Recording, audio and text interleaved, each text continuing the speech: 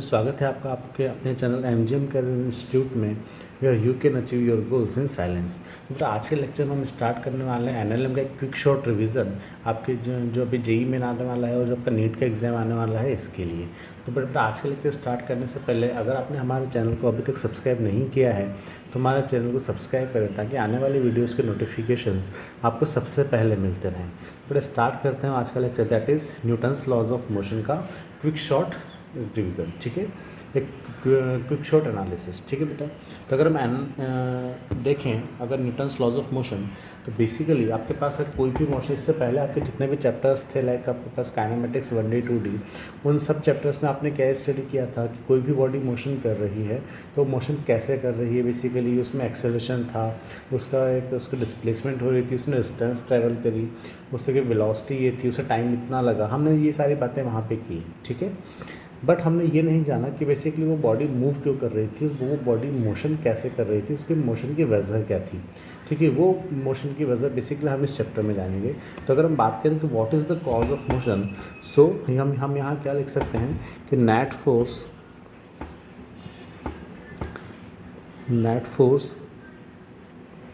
applied on a body is the cause of motion of the body। यानी जो body आपके पास है उस बॉडी पे जो नेट फोर्स अप्लाई हो रहा होगा वही नेट फोर्स बेसिकली क्या होगा, उसकी मोशन का कॉज होगा। जैसे मैंने बोला कि मान लो ये आपके पास एक बॉडी है, ठीक है, इस पर मान लो 10 न्यूटन का फोर्स इधर लगा और 10 न्यूटन का फोर्स इधर लगा, तो बेसिकली इस कंडीशन में इस पर जो फोर्स है वो नेट फोर्स कितना होगा, नेट फोर्स इस पर होगा 0। ठीक है, बिकॉज 10 न्यूटन इस तरफ 10 न्यूटन इस तरफ, तो नेट फोर्स कितना होगा यहाँ पे F net equals to 0। But जैसे यही एक बॉडी मेरे पास है, इस पर मान लीजिए 10 न्यूटन का फोर्स इधर लग रहा है और 5 न्यूटन का फोर्स इधर लग रहा है, तो बेसिकली यहाँ पर नेट फोर्स कितना होगा, 5 न्यूटन होगा। तो बॉडी क्या होगी, यहाँ पे मूव करेगी in the direction of net force. ठीक है, तो यहाँ से हमने क्या जाना कि बॉडी की जो मोशन होगी उस मोशन का कॉज क्या होगा, नेट फोर्स उस बॉडी पे लगने वाला। ठीक है बेटा, अब बेसिकली फोर्स क्या होता है, तो अगर हम यहाँ पे बात करें कि फोर्स होता क्या है, तो देखो फोर्स बेसिकली हमारे पास क्या होता है, फोर्स वो कॉज होता है जो क्या करता है, उस बॉडी की स्टेट को चेंज कर सकता है, उसके शेप को चेंज कर सकता है, उसकी साइज़ को चेंज कर सकता है। ठीक है, फोर्स आपके पास क्या होती है, एक वेक्टर क्वांटिटी आपके पास होती है। ठीक है, कि यानी इसके पास मैग्नीट्यूड भी होगा और इसके पास डायरेक्शन भी आपके पास होगी। अच्छा, अगर हम फोर्स की यूनिट के बारे में बात करें तो फोर्स की यूनिट क्या होती है, आप सबको पता है, फोर्स की यूनिट होती है न्यूटन। ठीक है, जिसको हम कैपिटल एन से डिनोट करते हैं। और अगर आप इसकी सीजीएस यूनिट पे आप जाओगे तो सीजीएस यूनिट आपके पास क्या होती है, डायन होती है। ठीक है, अगर मैं यहाँ पे यूनिट में कन्वर्जन की बात करूँ तो बेसिकली 1 न्यूटन आपके पास किसके बराबर होती है, 10⁵ डायन के बराबर आपके पास होता है 1 न्यूटन। ठीक है, तो basically Newton is a bigger quantity. Dimension की आप बात करोगे, मास इंटू एक्सेलरेशन, ये आपके पास कितना हो जाएगा, m1 L1 T⁻⁻2 आपके पास इसकी डायमेंशन आपके पास हो जाएगी। ठीक है बेटा, अब हम बात करते हैं कि जो नेचर है, इसमें नेचर में डिफरेंट टाइप के फोर्सेस कौन कौन से प्रेजेंट हैं। तो अगर हम बात करते हैं तो हमें 4 तरह के फोर्सेस नेचर में प्रेजेंट मिलते हैं। ठीक है, और फंडामेंटली यही 4 फोर्सेस आपके पास होते हैं। इसका और जितने भी फोर्सेस होते हैं वो बेसिकली इन्हीं के आपके पास सब टाइप्स आपके पास रहते हैं, इन्हीं के कंपोनेंट्स आपके पास रहते हैं। ठीक है, पूरे नेचर में हमारे पास यूनिवर्स में जो बेसिक फोर्सेज है, जो फंडामेंटल फोर्सेज हमें मिलते हैं वो ये 4 हैं। दैट आर ग्रेविटेशनल फोर्स, जिससे आप बहुत अच्छी तरीके से वाकिफ़ हैं। दूसरा वीक न्यूक्लियर फोर्स, तीसरा इलेक्ट्रोमैग्नेटिक फोर्स, और चौथा आपके पास स्ट्रॉन्ग न्यूक्लियर फोर्स।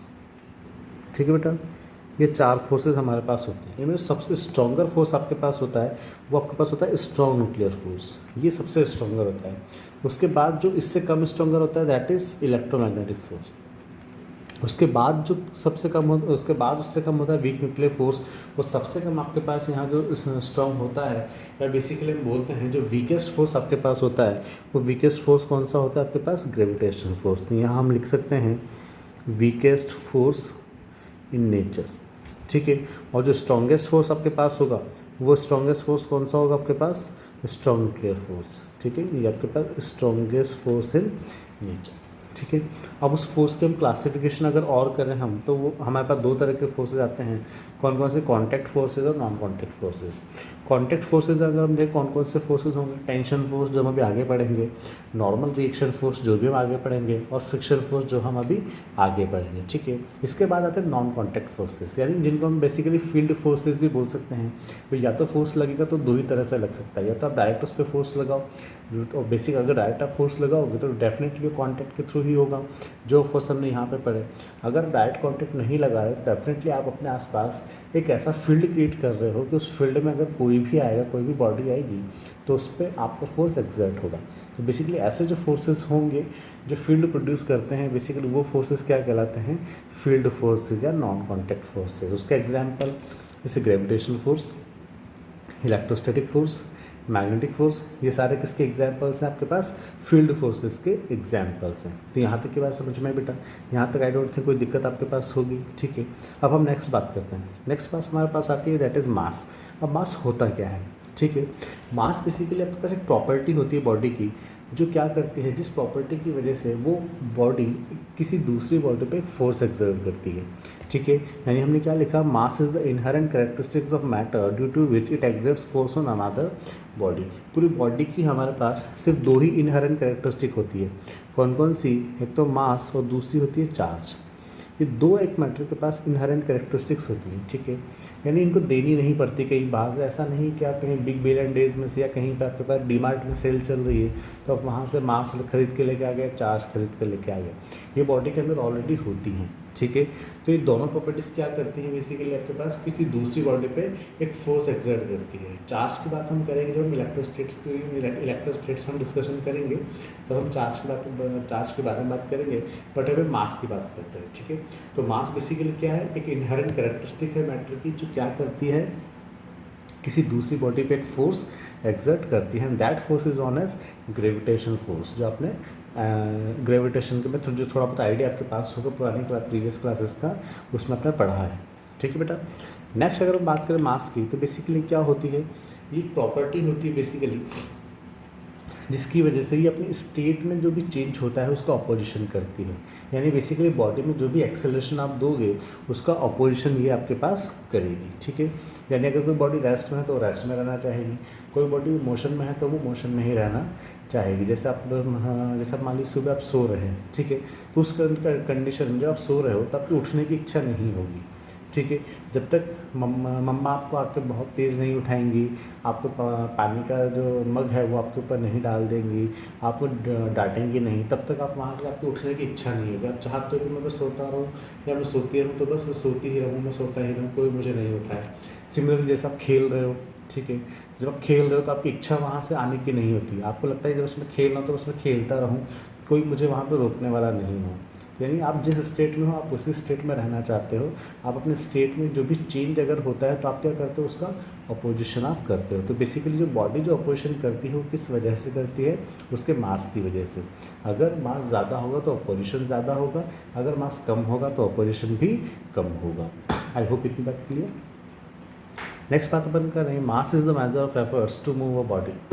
यानी कोई बॉडी है उसको मूव करवाने के लिए जितने एफर्ट्स हमें लगाने पड़ेंगे, बेसिकली उन्हीं एफर्ट्स का मेज़र कौन है, मास है, ठीक है।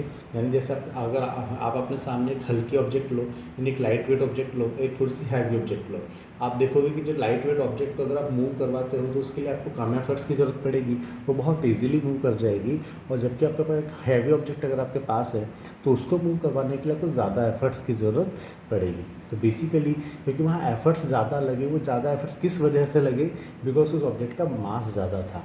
सिमिलरली आपके पास जिस ऑब्जेक्ट को मूव करवाने में आपको कम एफर्ट्स लगे, ठीक है, वो आपको कम एफर्ट्स क्यों लगे, बिकॉज उसका मास कम था। तो बेसिकली आपके जो एफर्ट्स हैं वो किसको रिप्रेजेंट कर रहे हैं, उस बॉडी के मास को रिप्रेजेंट कर रहे हैं। अगर आपको एफर्ट्स कम लगाने पड़े यानी मास कम है, एफर्ट्स ज़्यादा लगाने पड़े तो मास ज़्यादा है, इसलिए हमने क्या बोल दिया, measure of efforts to move a body, ठीक है। इतनी बात हो गई। मास स्केलर क्वांटिटी आपको पता है, यूनिट इसकी क्या होती है, किलोग्राम आपके पास होती है, ठीक है। ये वाली सारी बातें हमारे पास हो गई। अब हम स्टार्ट करते हैं बेसिकली न्यूटन का जो फर्स्ट लॉ है हम उसको डिस्कस करते हैं कि फर्स्ट लॉ ऑफ मोशन आपको क्या बोलता है, ठीक है। तो फर्स्ट लॉ ऑफ मोशन बेटा आपको बोलता है कि इस जो लॉ है आपको ये बोलता है कि बॉडी जो चाहे वो कोई भी बॉडी हो बॉडी हमेशा क्या चाहेगी, जिस स्टेट में वो है हमेशा वो उसी स्टेट में रहना चाहेगी, अनलेस एंड अनटिल जब तक उस पर कोई बाहर से कोई एक्सटर्नल फोर्स नहीं लगता रहे, ठीक है। यानी कोई भी बॉडी है वो जिस स्टेट में है वो उसी स्टेट में रहेगी, ठीक है। अगर वो रेस्ट में है तो रेस्ट में रहना चाहेगी, वो मोशन में है तो मोशन में रहना चाहेगी, जब तक उस पर कोई बाहर से एक्सटर्नल फोर्स नहीं लगेगा तब तक वो उसी स्टेट में रहेगी। हाँ, और जैसे ही लेकिन अगर कोई बाहर से एक्सटर्नल फोर्स लगा तो उसकी स्टेट चेंज हो जाएगी, ठीक है। यही बोलता है न्यूटन्स का फर्स्ट लॉ ऑफ मोशन। जैसे आप एग्जाम्पल लेके चलो कि आपने ग्राउंड है, उस ग्राउंड पर आपने बॉल को फेंका, मतलब अपने ग्राउंड पे उस बॉल को रोल किया, ठीक है। या जैसे मान लो फुटबॉल है, फुटबॉल को आपने किक लगाया एयर में नहीं, सीधा ऑन द ग्राउंड, ठीक है, ऑन द प्लेन ग्राउंड, तो क्या होगा, कुछ देर बाद जाके वो बॉल क्या होगी, रुक जाएगी। बॉल वहाँ पे रुकी क्यों? बिकॉज वहाँ पे एक्चुअली क्या था, एक फ्रिक्शन का वर्क वहाँ पे वर्क कर रहा था against the motion of the ball, ठीक है, ग्राउंड की वजह से। अगर सपोज करो वो फ्रिक्शन वहाँ पे नहीं होता तो क्या होता, बॉल उस ग्राउंड पे रोल करती रहती, रोल करती रहती, रोल करती रहती, वहाँ पे कोई दूसरा फोर्स नहीं था जो बेसिकली क्या करता, उस फ्रिक्शन, उस बॉल की मोशन को अपोज करता। तो जब कोई बॉल की मोशन को अपोज करने के लिए कोई दूसरा फोर्स नहीं है तो बेसिकली बॉल वहाँ हमेशा मूव करती रहती, ठीक है। तो अगर बॉल, तो आपकी बॉडी जिस स्टेट में होगी जब तक उस पर कोई बाहर से कोई एक्सटर्नल फोर्स नहीं लगेगा तब तक वो उसी स्टेट में रहना चाहेगी, वो अपनी स्टेट को चेंज नहीं करेगी। यही बेसिकली आपके पास होता है फर्स्ट लॉ ऑफ मोशन। अब फर्स्ट लॉ ऑफ मोशन में एक चीज़ हमारे पास आती है, दैट इज़ इनर्शिया। अब इनर्शिया क्या होती है? इनर्शिया बेसिकली मास को ही रिप्रेजेंट करती है, ठीक है। It is a property of body due to which it opposes any change in its state. यानी ये भी वही है कि जो इसके स्टेट में वो कोई भी चेंज नहीं लाना चाहेगी। अगर मास ज़्यादा होगा तो इनर्शिया आपके पास ज़्यादा होगा, मास कम होगा तो आपके पास इनर्शिया भी कम होगा, ठीक है। नेक्स्ट बात हम करते हैं बेटा, दैट इज़ मोमेंटम। मोमेंटम अपने पास क्या होता है? मोमेंटम होता है हमारे पास इफेक्ट ऑफ मोशन, यानी किसी भी मोशन का इफेक्ट क्या है वो हम किससे बताएंगे, हम वो मोमेंटम से बताएंगे, ठीक है। It is a measure of effect of motion, ठीक है। जैसे आप उसको एक एग्जाम्पल से समझो कि मान लो आपके पास एक कांच का ग्लास है, ठीक है, कांच का ग्लास है, आप उसको एक जो छोटा सा जो कंकर हमारे पास छोटा सा कंकर, आप उससे आप उसको फेंक रहे हो, आप उसको उस छोटे से कंकर को आपने फेंक के मारा उस कांच के ग्लास को, तो उससे क्या होगा, वो कांच का ग्लास ब्रेक नहीं होगा, बिकॉज जो कंकर आपने जो लिया था वो बहुत छोटा आपने लिया था, ठीक है, उसका मास कम था। लेकिन अगर आपने एक बड़ा पत्थर आपने लिया, थोड़ा सा बड़ा कंपेयर टू थोड़ा बड़ा पत्थर आपने लिया, और जब आपने उसको सेम वेलोसिटी से उस कांच की तरफ फेंका, उस ग्लास की तरफ फेंका, तो क्या होगा, वो जो ग्लास है वो ब्रेक डाउन हो जाएगा, ठीक है। अब जैसे वो ग्लास ब्रेक डाउन होगा, ग्लास क्रैक्ड हो जाएगा। यानी हमने क्या देखा कि यहाँ जो उस मोशन का जो इफेक्ट था, स्टोन की जो मोशन का जो इफेक्ट था, वो बेसिकली आपके पास क्या हमें दिखा, यानी ब्रेक डाउन, ठीक है। वो किस पे डिपेंड कर रहा था, यहाँ पे मास पर। पहले मास कम था तो इफेक्ट हमें देखने को नहीं मिला, जैसे हमने मास इंक्रीज़ किया वैसे हमें इफेक्ट देखने को मिल गया। यानी जो इफेक्ट आपके पास होगा वो इफेक्ट बेसिकली क्या होगा, डायरेक्टली प्रोपोर्शनल टू मास, ठीक है। अच्छा, अब अगर हम दूसरा केस लेते हैं कि मान लो आपके पास एक, जैसे अपने वॉशरूम के जो गेट्स होते हैं लाइक प्लास्टिक के गेट्स, या हम बोल सकते हैं बिल्कुल एक लकड़ी की कोई विंडो है, ठीक है, ये लकड़ी का एक कार्डबोर्ड है, ठीक है। अब मैं क्या कर रहा हूँ, वहाँ से कोई छोटा पत्थर है उसको मैं फेंक रहा हूँ, ठीक है, उस कार्डबोर्ड की तरफ, तो क्या होगा, वो जो पत्थर होगा उस कार्डबोर्ड से टकराएगा, टकरा के नीचे गिर जाएगा, वो उसको पियर्स आउट नहीं करेगा, उसको छेद कर बाहर नहीं जाएगा, उस, ठीक है, उसको आर पार नहीं कर देगा वो पत्थर। लेकिन अगर वहीं पे मैं एक बुलेट को फायर करता हूँ गन से, ठीक है, मैं गन से या रिवॉल्वर से एक बुलेट को फायर करता हूँ, दोनों का मास यहाँ पे सेम है, उस पत्थर का मास भी उतना ही जितना बुलेट का मास है। तो मैं दोनों को, जब मैं बुलेट को फायर करता हूँ तो बेसिकली बुलेट क्या करेगी, उस कार्डबोर्ड को चीरते हुए, फोड़ते हुए, उसमें छेद करते हुए आगे निकल जाएगी, ठीक है। अब यहाँ पे इफेक्ट ऑफ मोशन क्या था बेटा, उसको छेद करके आगे निकलना। पत्थर नहीं कर पाया था लेकिन बुलेट ने कर दिया। दोनों का मास यहाँ पे सेम था, लेकिन यहाँ पे जो इफेक्ट है वो दोनों का हमें अलग अलग देखने को मिला। तो बेसिकली यहाँ जो इफेक्ट था वो किस पे डिपेंड कर रहा था, वेलोसिटी पे, ठीक है। तो यानी हमने ये चीज़ यहाँ से कंक्लूड करी कि बेसिकली जो इफेक्ट ऑफ मोशन होगा वो बॉडी के मास और बॉडी की वेलोसिटी के प्रोपोर्शनल होगा, और वो भी डायरेक्टली प्रोपोर्शनल, ठीक है। तो उसी को हमने क्या बोल दिया बेटा, पी बोल दिया। यानी उस मोमेंटम को हमने कैसे नोट किया, पी से नोट किया, और पी आपके पास क्या हो गया, मास इनटू वेलोसिटी। तो मोमेंटम का फॉर्मूला अपने पास कितना कहता है बेटा, मास इंटू वेलोसिटी। ठीक है, ये वेक्टर क्वांटिटी आपके पास होगी और मास इंटू वेलोसिटी है तो इसका यूनिट आपके पास क्या आ जाए, kg इंटू मीटर पर सेकेंड। ये बात हो गई मोमेंटम की। नेक्स्ट हम बात करते हैं न्यूटन के सेकंड लॉ ऑफ मोशन, यानी एनएलएम के सेकंड लॉ, जो सबसे इंपॉर्टेंट लॉ आपके पास है और सारी कैलकुलेशंस का बेस है पूरी मैकेनिक्स में, that is Newton second law of motion. ये क्या बोलता है आपको कि कोई भी बॉडी अपने पास है, ठीक है, कोई भी मान लो एक बॉडी मेरे पास है, ठीक है, इसका जो मोमेंटम में चेंज होगा, इसके मोमेंटम में जो चेंज होगा, यानी जो rate of change of momentum होगी इसकी, इस बॉडी की, यानी टाइम के साथ इसका जो मोमेंटम चेंज होगा वो बेसिकली किसके प्रोपोर्शनल होगा, कि उस बॉडी पे जो फोर्स लग रहा होगा बाहर से नेट फोर्स, उस नेट फोर्स के डायरेक्टली प्रोपोर्शनल होगा। ठीक है, कि बाहर से जो भी नेट फोर्स, एक्सटर्नल जो भी नेट फोर्स इस बॉडी पे लग रहा होगा उसी की प्रोपोर्शनल इसकी rate of change of momentum आपके पास होगी। बस उसी को हमने यहाँ पे लिख लिया। So according to this law, rate of change of momentum of body is directly proportional to the net external force applied on it. ठीक है, तो हमने यहाँ लिख लिया F net is directly proportional to dp by dt। ठीक है, proportional sign हटेगा तो कांस्टेंट आएगा। ठीक है, वो कांस्टेंट यहाँ पे बेसिकली हम 1 लेते हैं तो कांस्टेंट 1 आ गया हमारे पास, तो अपने पास यहाँ पे क्या आ गया, F net equals to dp by dt। ठीक है, अब P मेरे पास क्या था, m इंटू वी। P मेरे पास क्या था बेटा, m into V, m into V था, तो बस इसका डिफ्रेंशिएशन मैं कर देता हूँ तो u डॉट वी का फॉर्मूला आपके पास लग जाएगा। ठीक है, बेसिक मैथ्स में हमने देखा था u डॉट वी का फॉर्मूला, तो क्या होगा m dv by D T plus v dm by D T. ठीक है, ये मेरे पास क्या हो गया, f नेट हो गया। ठीक है, यहाँ तक की बात क्लियर। अब यहाँ से अगर मैं लेता हूँ कि मान लो v यहाँ पे कॉन्स्टेंट है, v यहाँ पे क्या है, कांस्टेंट है। जब v यहाँ पे कांस्टेंट है तो basically dv by D T आपके पास क्या हो जाएगा, ज़ीरो हो जाएगा।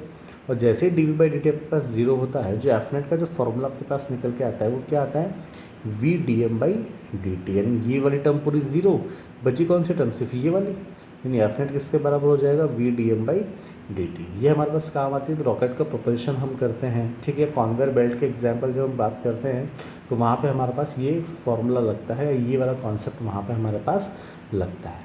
ठीक है, नेक्स्ट केस यहाँ पे क्या राइज हो सकता है, कि नेक्स्ट केस यहाँ पे राइज हो सकता है कि सर जो मास है वो कांस्टेंट हो जाएगा।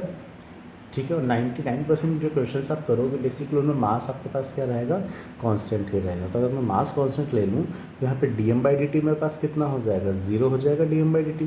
तो dm by D T zero हो जाएगा, तो यहाँ से dm बाई डी टी को ज़ीरो कर दो तो बेसिकली एफ नेट आपके पास क्या बन जाएगा, m dv by D T. तो बस m dv by D T. और काइनेमेटिक्स में dv बाई डी टी हमने क्या पढ़ा था, एक्सीलरेशन। तो एफ नेट बेसिकली आपके पास किसके बराबर आ गया, मास इनटू एक्सीलरेशन, जो आपका सबसे कॉमन फार्मूला है। आई थिंक मैकेनिक्स का फर्स्ट फार्मूला आपके पास एनएलएम का आपके पास आता है, वो यही फार्मूला है, F net equals to M, जिसे आप बहुत अच्छे से फैमिलियर हो। अच्छा, F net equals to A में आपके पास है, यार मास तो हमारे पास कांस्टेंट है, तो बेसिकली जो नेट फोर्स लग रहा होगा बॉडी पे वो किसके प्रोपोर्शनल होगा, एक्सीलरेशन के। या हम ये बोल सकते हैं यहाँ पे जो कॉज है वो क्या है, बेसिकली कॉज आपके पास कौन है, नेट फोर्स। ठीक है, और इफेक्ट आपके पास क्या है, एक्सीलरेशन, यानी ये आपके पास क्या है, कॉज, और ये आपके पास क्या है, इफेक्ट। यानी यहाँ से मैं क्या बोल सकता हूँ कि आपके पास जो इफेक्ट होगा, यानी बेसिकली जो ए होगा डायरेक्टली प्रोपोर्शनल टू किसके होगा, एफ नेट के होगा। यानी अगर नेट फोर्स ज़्यादा होगा तो आपके पास एक्सीलरेशन ज़्यादा होगा, नेट फोर्स कम होगा तो आपके पास एक्सीलरेशन भी क्या होगा, कम होगा। ठीक है, अब यहाँ पे ध्यान देने वाली बात क्या है बेटा, कि जो एक्सेलरेशन होगा बॉडी का वो बेसिकली उसका फॉर्मूला तो आप जरूर ध्यान दें तो v minus U upon D T, यानी change in velocity upon change in time. But actually जो एक्सेलरेशन होता है बॉडी का वो ना तो उसकी इनिशियल स्पीड पे डिपेंड करता है, ना ही उसकी फाइनल स्पीड पे डिपेंड करता है। ठीक है, ना तो उसकी इनिशियल वेलोसिटी पे डिपेंड करेगा, ना ही उसकी फाइनल वेलोसिटी पे डिपेंड करेगा। Acceleration of body always depends only and only on its mass. किसी बॉडी का कोई बॉडी कितना एक्सेलरेट होगी ये किस पे डिपेंड करेगा, उसके मास पे डिपेंड करेगा। यहाँ पे देखो जो रिलेशन आपके पास है, अगर एफ नेट मेरा कांस्टेंट हो जाए तो बेसिकली जो मास होगा वो एक्सेलरेशन के इन्वर्सली प्रोपोर्शनल होगा।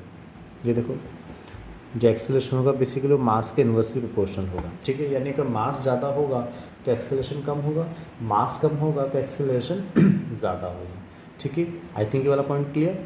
नेक्स्ट पॉइंट पर अगर अपन आते हैं तो नेक्स्ट पॉइंट क्या बोलता है आपको कि जिस भी डायरेक्शन में आपके पास नेट फोर्स ज़्यादा होगा, हमने यहाँ पे देखा था कि एफ जो एक्सेलरेशन होगा वो डायरेक्टिव पोर्शन होता है एफ नेट के, ठीक है। तो जिस भी डायरेक्शन में आपके पास नेट फोर्स लगेगा बॉडी पे, बेसिकली एक्सेलरेशन उसी डायरेक्शन में आपके पास प्रोड्यूस होगा। ऐसा नहीं होगा कि आपके पास एक्सेलरेशन तो राइट साइड में, जो नेट फोर्स है वो तो राइट साइड में ज़्यादा आ रहा है और बॉडी में एक्सेलरेशन लेफ्ट साइड में हो रहा है, ऐसा कभी नहीं होगा। जिस डायरेक्शन में आपके पास नेट फोर्स लगेगा उसी डायरेक्शन में हमेशा आपके पास एक्सेलरेशन प्रोड्यूस होगा बॉडी में, ठीक है। नेक्स्ट पॉइंट अपन आते हैं, हमने लिखा कि F net equals to M A, तो आप बोल सकते हैं सर एफ नेट तो आपके पास फोर्स है ही सही और वो बेसिकली एम ए के इक्वल, यानी एम ए भी एक फोर्स हुआ। तो बेटा यहाँ पे एम ए जो होता है फोर्स नहीं होता है, एम ए आपके पास इफेक्ट होता है कि उस फोर्स का इफेक्ट क्या हुआ, वो आपके उस इफेक्ट का मेजर आपके पास एम ए होता है। M is not a force, it is an effect, ठीक है। इतनी बात, तो इसको कभी एम ए का कभी फोर्स मत लिखना, ये हमेशा आपके पास इफेक्ट होगा, ठीक है बेटा। अब यहाँ एक छोटा सा क्वेश्चन आपके पास है, क्या कि एक फोर्स आपको दे रखा है 6i के माइनस 8g के प्लस 10k के, और एक बॉडी का जो एक्सेलरेशन है वो आपको दे रखा है √2 मीटर पर सेकंड स्क्वायर। तो आपको उस बॉडी का मास आपको निकालना है, ठीक है। तो यहाँ से हमें पता है एफ नेट इक्वल्स टू क्या होता है एम ए, यानी एफ इक्वल्स टू कितना होता है एम ए। तो एम की वैल्यू यहाँ से क्या हो जाएगी एफ बाई ए। तो बस यहाँ पे मैं एफ़ की वैल्यू निकाल लेता हूँ। तो एफ़ की वैल्यू यहाँ से कितनी आ जाएगी आपके पास 6 square plus 8 square plus 10 square. तो आपके पास 36 प्लस 64 100 प्लस 100 200, तो बेसिकली हमारे पास आ गया 10√2 मीटर। तो बस मैं यहाँ पे फॉर्मूला लगा देता हूँ 10√2, तो आपका फोर्स हो गया, एक्सेलरेशन आपको √2 दे रखा है, तो बेसिकली आपका मास कितना आ गया 10 kg आ गया। So 10 kg is their required answer. I hope question आपको समझ में आया होगा, ठीक है ना, कुछ था भी नहीं इसमें। तो नेक्स्ट क्वेश्चन पे आते हैं। नेक्स्ट क्वेश्चन पे आपको क्या, जो नेक्स्ट आपके पास टॉपिक है दैट इज़ इम्पल्स। अब इम्पल्स क्या होता है हम इसे देखते हैं। इम्पल्स क्या होता है कि कोई बॉडी, किसी बॉडी पे जब एक बहुत बड़ा फोर्स यानी एक लार्ज फोर्स एक बहुत शॉर्ट इंटरवल ऑफ टाइम के लिए जब अप्लाई होता है, तो बेसिकली उस फोर्स का जो इम्पैक्ट होता है, उस फोर्स का जो इफेक्ट होता है, वही बेसिकली क्या कहलाता है इम्पल्स कहलाता है, ठीक है। यानी when a large force applies on a body for a very short interval of time, ठीक है, for a very short interval of time, then this effect of the force or the impact of the force is known as impulse, ठीक है। इसके example क्या होगा कि जैसे मान लो आपने देखा होगा जब आप क्रिकेट खेलते हो, जब एक हाई कैच आप लेते हो, तो बॉल को जब हम कैच करते हैं तो आपने देखा होगा हमेशा, आप भी ये काम करते होगे, और आपने जब आप मैच को देखते हो टीवी पे या मोबाइल पे, अपने जब मैच देखते हो तो वहाँ पर आपने देखा होगा जो फील्डर आपके पास कैच करते हैं वो बॉल को कैच कर हाथों को नीचे लेके जाते हैं, ठीक है। वो हाथों को जब वो नीचे लेके जाते हैं उससे क्या होता है बेसिकली जो कांटेक्ट टाइम है आपके पास उस फोर्स का लगने का, वो कांटेक्ट टाइम आपके पास बढ़ जाता है, ठीक है। और जैसे ही वो कांटेक्ट टाइम आपके पास बढ़ेगा, आपके पास जो फोर्स का जो इम्पैक्ट होगा वो क्या होगा, वो आपके पास कम हो जाएगा, ठीक है। बिकॉज जैसे इम्पल्स आपके पास क्या होता है I equals to F delta T या I equals to F D T. तो आपने देखो यहाँ से अगर आपके पास टाइम जो डी टी है भैया, जो डेल्टा टी है वो आपके पास क्या है टाइम ऑफ कॉन्टैक्ट, वो आपके पास क्या है टाइम ऑफ कांटेक्ट। तो अगर टाइम ऑफ कांटेक्ट आपके पास बढ़ेगा तो फोर्स क्या होगा कम होगा, टाइम ऑफ कांटेक्ट बढ़ेगा तो फोर्स कैसा होगा कम होगा।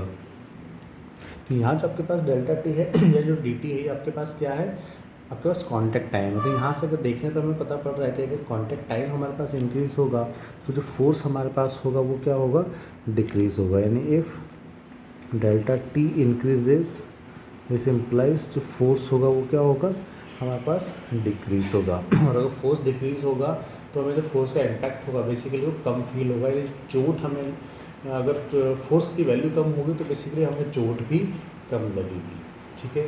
तो इससे एक एग्जांपल वो हो गया कि जो हाथ है उनको नीचे लेकर आना। दूसरा केस है, मान लो आपके स्विमिंग पूल है, ठीक है।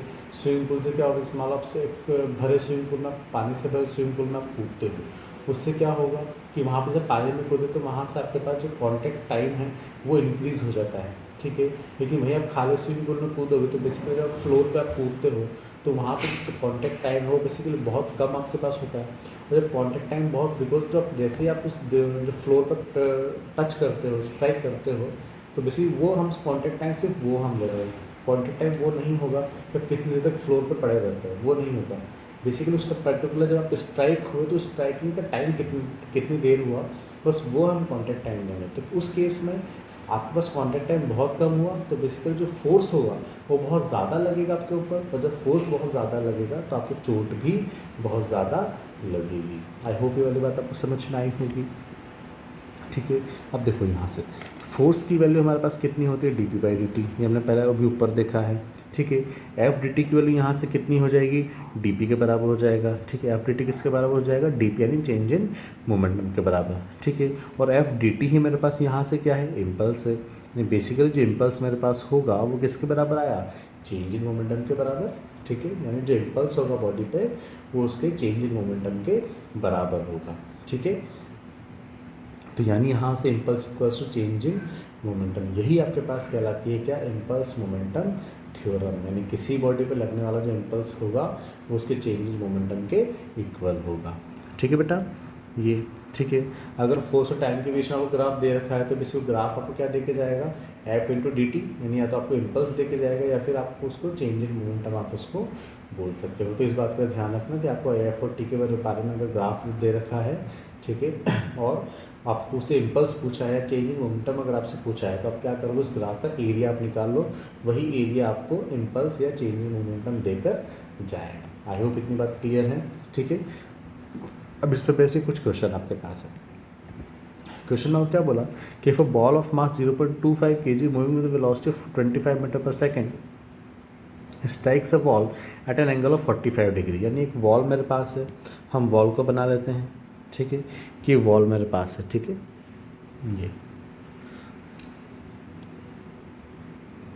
ये वॉल मेरे पास है। ठीक है, अब इस वॉल से एक बॉल है जिसका मास 0.25 kg है और जो 25 मीटर पर सेकंड की स्पीड से मूव कर रही है वो एट एन एंगल 45 डिग्री क्या करती है, स्ट्राइक करती है। यानी मैं इसको कुछ ऐसा बना लूँ, ये आपके पास बॉल है और ये आपके पास इस डायरेक्शन में मूव कर रही है। ठीक है, इस डायरेक्शन में मूव कर रही है। ठीक है, विद स्पीड 25 मीटर पर second. If the ball is reflected eight an angle of 90 degree from the direction of incidence, यानी जो डायरेक्शन ऑफ इंसिडेंस आपके पास ये वाली थी, इसी से 90 डिग्री पर रिफ्लेक्ट होती है। 90 डिग्री कैसा होगा, इसके परपेंडिकुलर, यानी कुछ ऐसा। ठीक है, तो ये एंगल आपके पास कितना होगा, 90 डिग्री। अगर ये एंगल आपके पास 45 है तो बेसिकली ये एंगल भी आपके पास कितना होगा, 45, और ये एंगल भी आपके पास कितना होगा, 45। तो बेसिकली दोनों जो आपके पास एंगल जो डायरेक्शन ऑफ इंसिडेंस और डायरेक्शन ऑफ रिफ्लेक्शन है, ये इन दोनों के बीच में एंगल कितना हुआ, 90 डिग्री। तो यहाँ से ये बॉल किधर चली गई, इधर की तरफ चली गई। ठीक है, तो आपको इसका चेंज इन मोमेंटम आपको यहाँ पे कैलकुलेट करना है। तो कोई दिक्कत वाली बात नहीं बेटा, हमने इसको माना u मान लिया। ठीक है, और इसको हमने v मान लिया। तो अब यहाँ पे अगर हम इसके कंपोनेंट्स करें तो अगर तो मैं यहाँ पे इस कंपोनेंट्स सब करके बता रहा हूँ, तो देखो ये मेरे पास क्या होगा, यू वाई होगा। ठीक है, और इसका जो एक कंपोनेंट है वो मेरे पास किस डायरेक्शन में होगा, इस डायरेक्शन में होगा। ये क्या होगा, यू एक्स होगा। ठीक है, यू एक्स और यू वाई मैंने लिख लिए। ठीक है, अब इस तरीके से मैं वी भी लिख लेता हूँ। तो देखो वी मेरे पास क्या, जो वी वाई मेरे पास होगा वो कैसा होगा, वर्टिकल डाउनवर्ड्स, यानी वी वाई मेरे पास ये होगा। और जो वी एक्स मेरे पास होगा वो कैसा होगा, कुछ ऐसा होगा, दैट इज़ वी एक्स। ये मेरे पास वी एक्स और वी वाई के मैंने कंपोनेंट्स कर लिए। अब यहाँ से देखने पे आपको पता लग रहा होगा कि देखो जो वाई डायरेक्शन है, वाई डायरेक्शन में जो बॉल है उसकी वेलोसिटी चेंज नहीं हो रही है। ठीक है, वो यू वाई थी और आपके पास बाद में भी वो यू वाई है, यानी वो आपके पास उसी डायरेक्शन में वो आपके पास ट्रैवल कर रही है। यानी जब डायरेक्शन आपके पास चेंज नहीं हुई, यानी बेसिकली आपका जो मोमेंटम है वो भी आपके पास वाई डायरेक्शन में चेंज नहीं होगा। ठीक है, और आपके पास एक्स डायरेक्शन में इसकी जो वेलोसिटी है बेसिकली वो क्या होगी, आपके पास डायरेक्शन चेंज हो गई, यानी आपके पास इसका एक्स डायरेक्शन में मोमेंटम भी क्या होगा, चेंज हो जाएगा। ठीक है, हम यहाँ से लिख भी सकते हैं इसको कि मान लो अगर मैं वी एक्स लिखूँ, ठीक है, यानी मैं वी लिखूँ तो वी आपके पास क्या हो जाएगा, मतलब यू अगर मैं लिखता हूँ तो यू मेरे पास क्या हो जाएगा, अगर मैं एंगल ये वाला ले लेता हूँ, ठीक है, तो आपके पास u cos 45 degree I cap, ठीक है, माइनस u sin 45 डिग्री जे के। ठीक है, उसी तरह अगर मैं v लिख लेता हूँ तो v मेरे पास क्या होगा, माइनस, बिकॉज अब अगर मैंने इस डायरेक्शन को पॉजिटिव लिया था तो ये डायरेक्शन मेरे पास क्या होगी, नेगेटिव होगी। तो minus u cos 45 degree I cap, ठीक है, माइनस ये आपके पास v हो गया, v sin 45 डिग्री जे कैप, ठीक है। अब आपके पास u और जो बेसिकली जो मैग्नीट्यूड है वो तो आपके पास कैसा है, इक्वल है, यानी u और v तो मेरे पास क्या होंगे, इक्वल होंगे। तो इसलिए मैं दोनों को क्या लिख देता हूँ यहाँ पे, v ही मैं लिख देता हूँ, ठीक है। इसको आप u डैश आप लिख लो, ठीक है बेटा। अब यहाँ पे आप देख लो कि यहाँ से आपके पास जो चेंज हो रहा है वो आपके पास क्या x में कोई चेंज आपके पास हो रहा है। यहाँ से आप देखोगे तो आपके पास यहाँ आपको पता पड़ेगा कि जो आपका x डायरेक्शन में आपके पास मुझे मोमेंटम है सिर्फ वो x डायरेक्शन में चेंज होगा, y डायरेक्शन में कोई भी मोमेंटम आपके पास चेंज नहीं होगा। अगर मैं ux लिखूँ तो मेरे पास फाइनल क्या है यहाँ पे y डायरेक्शन में माइनस v साइन 45 डिग्री जे के, ठीक है। और फाइनल मोमेंटम इसका कितना होगा, माइनस ये रहा, मैं चेंज इन मोमेंटम मुझे निकालना है, चेंज इन मोमेंटम तो माइनस इनिशियली मेरे पास ये रहा, फाइनल मेरे पास माइनस है तो माइनस का साइन और माइनस आपके पास ये v साइन 45 डिग्री, ठीक है। माइनस माइनस प्लस हो जाएगा तो minus v sine 45 degree plus v sine 45 degree, तो डेल्टा u आपके पास ये y में मैं लिख रहा हूँ, तो डेल्टा u y आपके पास कितना हो जाएगा, 0 हो जाएगा। उसी तरीके से अगर मैं डेल्टा u x लिखूँगा, यानी x में आपके पास जो वेलोसिटी थी बेसिकली कितनी चेंज हुई, तो आप यहाँ से देखोगे वो चेंज आपके पास आएगा 2 इंटू आपके पास यू एक्स कॉस 45 डिग्री, ठीक है। आपके पास ये ये 2u इंटू कॉस 45 डिग्री आपके पास आ जाएगा change in momentum in x direction, ठीक है। तो यहाँ से मुझे मोमेंटम निकालना है तो डेल्टा पी एक्स मेरे पास कितना आ जाएगा, 2 into M into U into cos 45 degree, बस ये मेरे पास आ जाएगा। बस अब यहाँ मैं वैल्यू लिख देता हूँ, तो 2 इंटू एम की वैल्यू मुझे कितनी दे रखी है, 0.25 kg, ठीक है, यानी 2 इंटू 0.25 इंटू वेलोसिटी की वैल्यू मुझे कितनी दे दी, 25 मीटर पर सेकेंड, ठीक है। और cos 45 मेरे पास कितना हो जाएगा, 1/√2 मेरे पास हो जाएगा। बस यहाँ से मैं इसकी वैल्यू निकाल लूँगा और सॉल्व करूँगा, तो यहाँ से मुझे इसका मेरा आंसर जो चेंज इन मोमेंटम होगा x डायरेक्शन में वो मुझे मिल जाएगा। आई होप ये बात आपको समझ में आई होगी, ठीक है। नेक्स्ट क्वेश्चन देखो, नेक्स्ट क्वेश्चन में क्या बोला, क्या particle of mass M moving with velocity U turns on a semi circular wire, calculate the force exerted by the wire on the particle from point A to point B. आपको क्या बोला कि जो particle है जिसका मास M है, जो velocity you के साथ मूव कर रहा है, वो एक सेमी सर्कुलर वायर पे टर्न लेता है। तो वो सेमी सर्कुलर वायर पे टर्न लेता है, तो इस दौरान ए से बी तक जाने में तार ने उस पार्टिकल के ऊपर कितना फोर्स लगाया होगा, या वो कैलकुलेट करना है, ठीक है। तो अगर अपन यहाँ पे देखें तो इसका चेंज इन मोमेंटम अगर अपन निकालें, देखो यहाँ पे इस पार्टिकल की वेलोसिटी किस डायरेक्शन में है, अगर मैं पॉइंट ए पे निकालूँ तो बेसिकली वो इस डायरेक्शन में होगी, दैट इज़ यू, ठीक है। अगर मैं बी पे निकालूँ तो बी पे इस पार्टिकल की वेलोसिटी होगी बेसिकली इस डायरेक्शन में होगी, ठीक है। अगर मैं इसको यू ले रहा हूँ तो बेसिकली ये मेरे पास क्या होगा, माइनस यू, ठीक है। तो अगर मैं यहाँ से चेंज इन मोमेंटम निकालूँ यहाँ से, तो चेंज इन मोमेंटम या चेंज इन वेलोसिटी बेसिकली अगर मैं निकालूँ तो क्या होगा, U F minus you I, U F मेरे पास कितना है माइनस यू, यानी बेसिकली -2u, ठीक है। माइनस का साइन बस मुझे इंडिकेट कर रहा है कि change in momentum left side है, दैट से। तो मैं अगर सिर्फ इसका मैग्नीट्यूड ले लूँ तो डेल्टा यू मेरे पास कितना आ जाएगा, 2u। यहाँ से डेल्टा पी मेरे पास कितना आ जाएगा, 2m इंटू वी, यानी m इंटू डेल्टा यू, तो बेसिकली 2m इंटू यू, ये मेरे पास डेल्टा पी आ गया, ठीक है।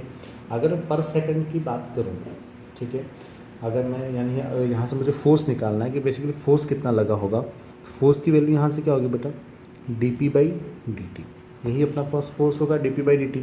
अच्छा dp तो मैंने निकाल दिया 2mu, अब dt यानी टाइम है, कैसे निकालूँ, कितना टाइम से ए से बी तक जाने में कितना टाइम लगा होगा, बेसिकली यही है। तो वो मैं अगर निकालूँ तो मुझे पता है स्पीड इक्वल्स टू कितना होता है, डिस्टेंस अपॉन टाइम। तो यहाँ से टाइम इक्वल्स टू कितना आ जाएगा, distance upon speed, distance upon speed आ जाएगा। डिस्टेंस कितनी है, सेमी सर्कुलर वायर है यानी πr, ठीक है, और अपॉन स्पीड कितनी है u, यानी मेरे पास टाइम आएगा वो कितना आ जाएगा πr/u। तो बस मैं यही वैल्यू यहाँ पे रख देता हूँ πr/u। तो यहाँ से फोर्स की वैल्यू मेरे पास कितनी हो जाएगी, 2mu² upon pi R, and that's my final answer. तो यहाँ से बस आप लॉजिक सम जो बेसिक्स पे जाओ। बेसिक्स आपको क्या बोलते हैं कि जो फोर्स होता है, फोर्स की वैल्यू क्या होती है, dp/dt होती है फोर्स की वैल्यू, ठीक है। तो बस वही वैल्यू हमने यहाँ पे रखी है। आई होप ये बात आपको समझ में आई होगी, ठीक है बेटा। नेक्स्ट क्वेश्चन देखो। नेक्स्ट क्वेश्चन आपको बोला कि body of mass 0.25 kg moving with 12 meter पर second is made stopped by applying a force of 6 newton. Calculate the time taken in stopping the body, also calculated simples. यानी आपको क्या बोला कि वो टाइम निकालो जब बॉडी को रोकने में कितना टाइम लगेगा, वो टाइम हमें कैलकुलेट करना है और उसका इम्पल्स भी हमें कैलकुलेट करना है, ठीक है। तो यहाँ पे हम सबसे पहले लिखते हैं कि हमने दे क्या क्या रखा है। तो अगर हम यहाँ पे देखें तो m की वैल्यू कितनी है 0.25 kg, ठीक है। आपको जो वेलोसिटी दी, बेसिकली वेलोसिटी आपको कितनी दे दी, u आप ले लो यहाँ पे, u आपके लिए कितना है 12 मीटर पर सेकेंड, ठीक है। और v यहाँ पे आपके पास कितना है 0, बिकॉज स्टॉप हो गई बॉडी।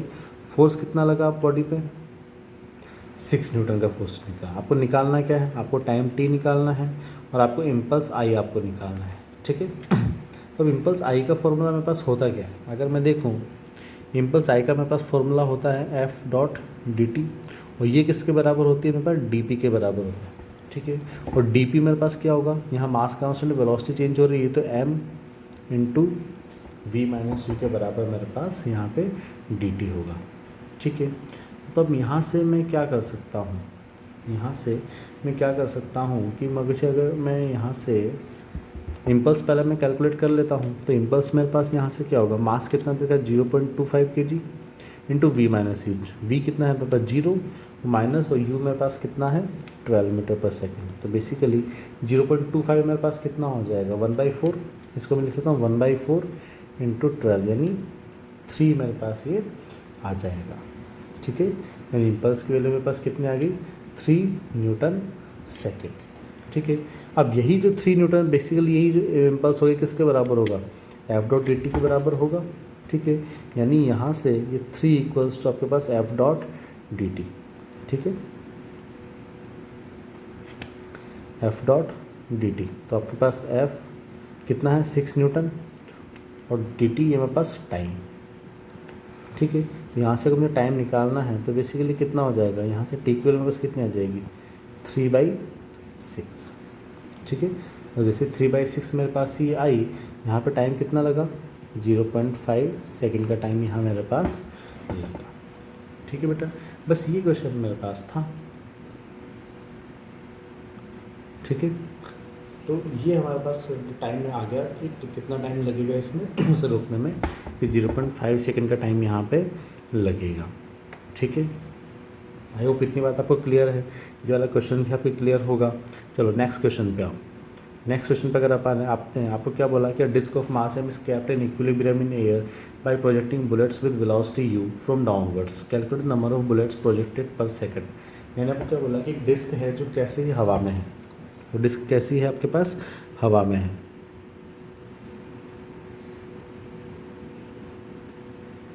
ये आपके पास कुछ ऐसी एक डिस्क मानो, ये आपके पास हवा में है। और अब जब ये हवा में है तो बेसिकली इस पर जो फोर्स लग रहा होगा वो किधर लग रहा होगा mg, इसकी टेंडेंसी किधर होगी नीचे आने की, ठीक है। लेकिन हम क्या कर रहे हैं, यहाँ से बुलेट्स फायर कर रहे हैं, हम यहाँ से क्या कर रहे हैं बुलेट्स फायर कर रहे हैं, और बुलेट्स क्या कर रही हैं इस पर एक रिएक्शन फोर्स ऊपर की तरफ लगा रही हैं। तो उसकी वजह से क्या होगा, ये जो डिस्क है ये नीचे नहीं आ पा रही है, डिस्क आपके पास नीचे नहीं आ पा रही है, बेसिकली वहाँ पे इक्विलिब्रियम पोजीशन में वहाँ पे रखी हुई है, ठीक है। तो आपको बताना है कि टोटल हमें पर सेकंड कितनी बुलेट्स यहाँ पे फायर करनी पड़ेगी या प्रोजेक्ट करनी पड़ेगी, ठीक है। तो अब देखो, अब जैसे ही यहाँ से मैं कोई बुलेट को फायर करता हूँ यहाँ से, ठीक है, उस बुलेट की स्पीड मान लो कितनी है आपके पास u है, ठीक है। तो जब बुलेट यहाँ से जा रही है, अगर इस डायरेक्शन में पॉजिटिव मान रहा हूँ, तो जब u डायरेक्शन का पॉजिटिव है तो जैसे ही वो इस यहाँ डिस्क से टकराएगी, टकरा के वो क्या होगी वापस नीचे की तरफ गिरेगी। तो उसकी अगर इनिशियल स्पीड यानी u आई, मैं अगर मान लीजिए क्या u लेता हूँ, तो u f मेरे पास यानी v मेरे पास कितनी हो जाएगी -u। हाँ या मैं इसको मैं v ही लिख लेता हूँ, v मेरे पास कितनी हो जाएगी -u। तो अगर मैं यहाँ से डेल्टा v निकालूँ, अगर मैं यहाँ से डेल्टा वी निकालूँ तो बेसिकली वो मेरे पास कितना आ जाएगा, डेल्टा यू अगर मैं निकालूँ तो मेरे पास वी माइनस यू यानी माइनस यू यानी 2u।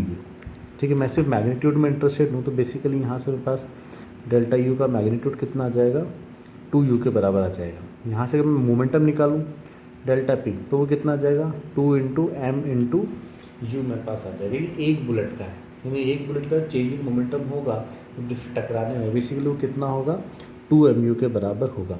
ठीक है, अब यहाँ पे मैं एक बुलेट तो छोड़ नहीं रहा हूँ, प्रोजेक्ट कर नहीं रहा हूँ मैं, तो नंबर ऑफ बुलेट्स n है। ठीक है, तो n बुलेट्स का मोमेंटम कितना होगा, मोमेंट यानी चेंज इन मोमेंटम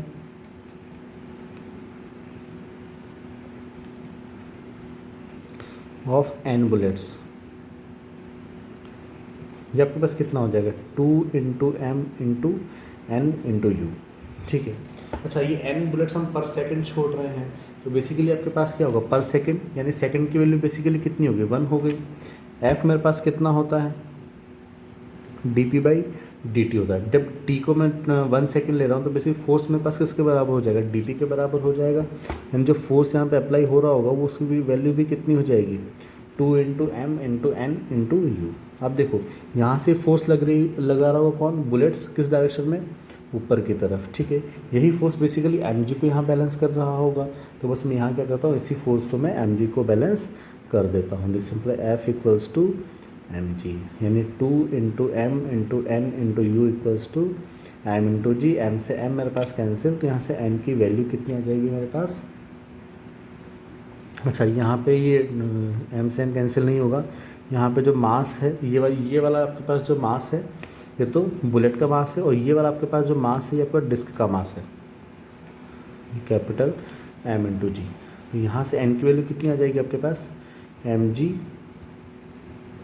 अपॉन यहाँ से 2mu, 2 into small M into, ये मेरे पास नंबर ऑफ बुलेट्स यहाँ पे रहेंगी कि पर सेकंड मुझे कितनी बुलेट्स को प्रोजेक्ट करना पड़ेगा।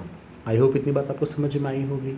ठीक है, ये क्वेश्चन हम और ले लेते हैं। ये क्वेश्चन आपको क्या बोल रहा है कि जो आपके पास एक बॉल है, वो बॉल इस डायरेक्शन में आपके पास जा रही है, वो बॉल इस डायरेक्शन में जा रही है वर्टिकल से 30 डिग्री एंगल बनाते हुए, तो ये हॉरिजॉन्टल से एंगल कितना बनेगा, 60 डिग्री आपके पास बन जाएगा। अगर वो एंगल भी 30 डिग्री है तो ये एंगल भी कितना बन जाएगा, 60 डिग्री आपके पास बन जाएगा। ठीक है, ये बॉल यहाँ से गई, ठीक है, और वो यहाँ से कुछ इस डायरेक्शन में यहाँ से रिफ्लेक्ट हो गई।